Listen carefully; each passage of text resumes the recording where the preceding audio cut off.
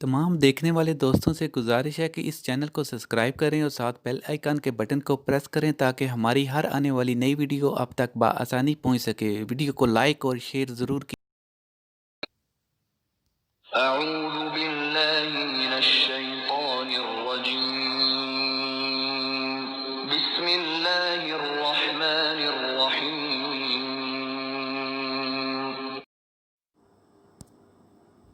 اور یوں کہتے کہ ایسی ہی بات ہمارے سامنے لاؤ کہ ان کے ذریعے سے ہم پر جادو چلاؤ جب بھی ہم تمہاری بات ہرگز نہ مانیں گے۔ پھر ہم نے ان پر طوفان بھیجا اور ٹڈیاں اور گھن کا کیڑا اور مینڈک اور خون کہ یہ سب کھلے کھلے معجزے تھے، سو وہ تکبر کرتے رہے اور وہ لوگ کچھ تھے ہی جرائم پیشہ۔ اور جب ان پر کوئی عذاب واقع ہوتا تو یوں کہتے کہ اے موسیٰ ہمارے لیے اپنے رب سے اس بات کی دعا کر دیجئے جس کا اس نے آپ سے عہد کر رکھا ہے، اگر آپ اس عذاب کو ہم سے ہٹا دیں تو ہم ضرور آپ کے کہنے سے ایمان لے آئیں گے، اور ہم بنی اسرائیل کو بھی رہا کر کے آپ کے ہمراہ کر دیں گے۔ پھر جب ان سے اس عذاب کو ایک خاص وقت تک کہ اس تک ان کو پہنچنا تھا ہٹا دیتے تو وہ فوراً ہی عہد شکنی کرنے لگتے۔ پھر ہم نے ان سے بدلہ لیا، یعنی ان کو دریا میں غرق کر دیا، اس سبب سے کہ وہ ہماری آیتوں کو جھٹلاتے تھے اور ان سے بالکل ہی غفلت کرتے تھے۔ اور ہم نے ان لوگوں کو جو کہ بالکل کمزور شمار کیے جاتے تھے اس سرزمین کے پورب پچھم کا مالک بنا دیا جس میں ہم نے برکت رکھی ہے،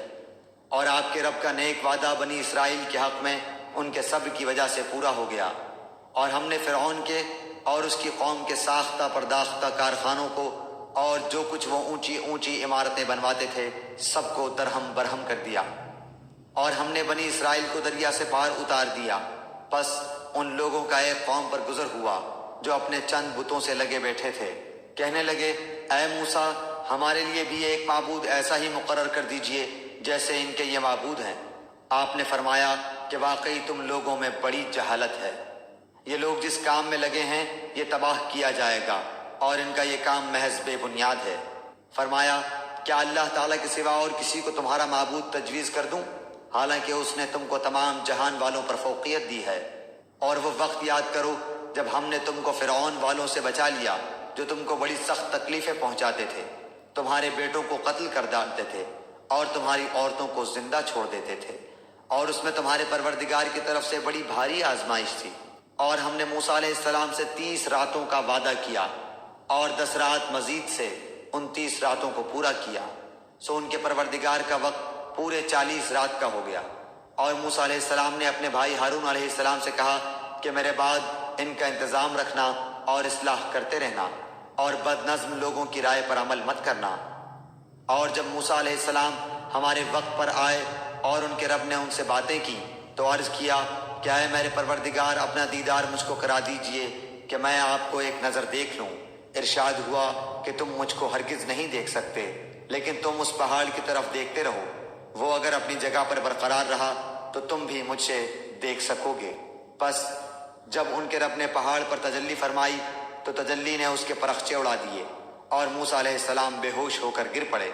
پھر جب ہوش میں آئے تو عرض کیا بے شک آپ کی ذات منزہ ہے، میں آپ کی جناب میں توبہ کرتا ہوں اور میں سب سے پہلے آپ پر ایمان لانے والا ہوں۔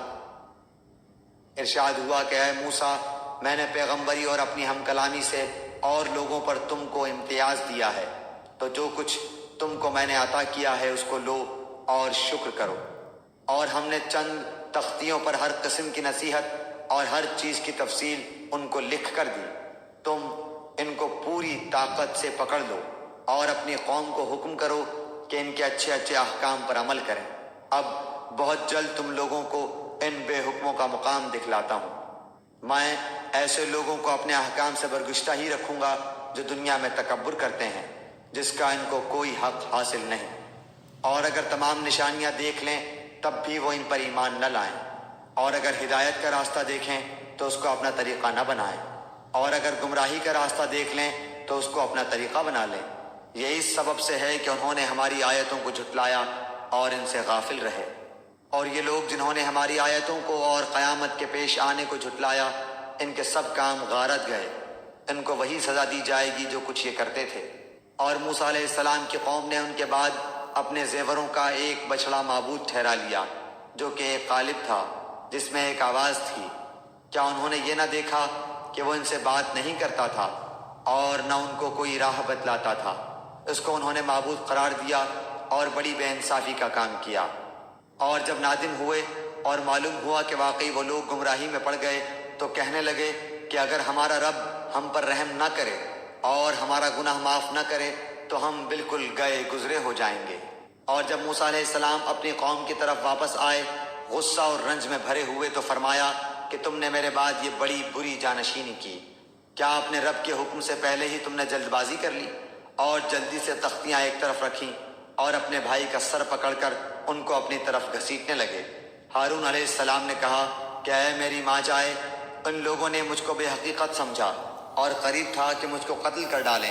تو تم مجھ پر دشمنوں کو مت ہنساؤ اور مجھ کو ان ظالموں کے ذیل میں مت شمار کرو۔ موسیٰ علیہ السلام نے کہا کہ اے میرے رب، میری خطا معاف فرما اور میرے بھائی کی بھی، اور ہم دونوں کو اپنی رحمت میں داخل فرما، اور تو سب رحم کرنے والوں سے زیادہ رحم کرنے والا ہے۔ بے شک جن لوگوں نے گو سالہ پرستی کی ہے ان پر بہت جلد ان کے رب کی طرف سے غضب اور ذلت اس دنیاوی زندگی ہی میں پڑے گی،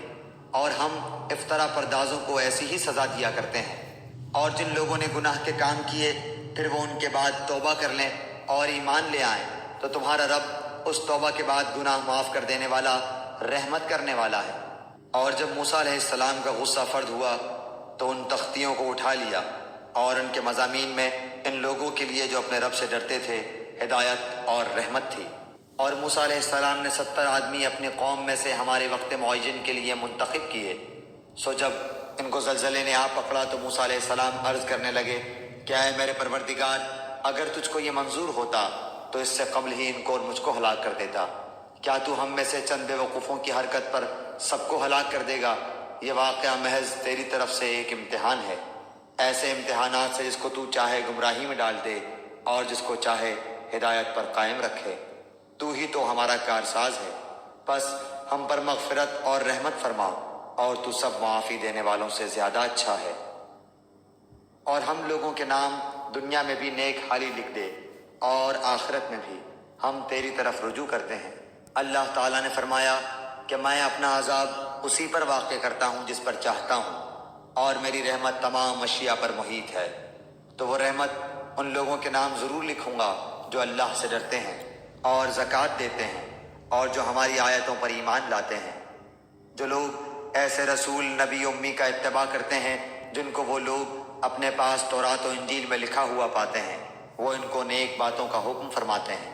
اور بری باتوں سے منع کرتے ہیں، اور پاکیزہ چیزوں کو حلال بتاتے ہیں اور گندی چیزوں کو ان پر حرام فرماتے ہیں، اور ان لوگوں پر جو بوجھ اور توق تھے ان کو دور کرتے ہیں۔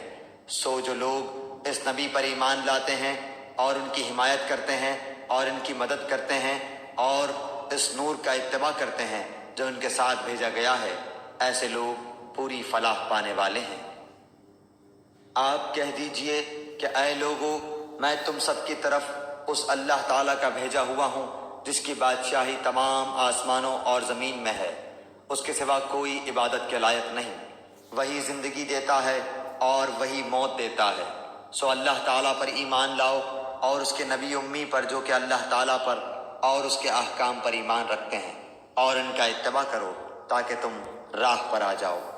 اور قوم موسیٰ میں ایک جماعت ایسی بھی ہے جو حق کے مطابق ہدایت کرتی ہے اور اسی کے مطابق انصاف بھی کرتی ہے۔ اور ہم نے ان کو 12 خاندانوں میں تقسیم کر کے سب کی الگ الگ جماعت مقرر کر دی۔ اور ہم نے موسیٰ علیہ السلام کو حکم دیا جبکہ ان کی قوم نے ان سے پانی مانگا کہ اپنے عصا کو فلاں پتھر پر مارو، بس فوراً اس سے 12 چشمے پھوٹ نکلے۔ ہر شخص نے اپنے پانی پینے کا موقع معلوم کر لیا،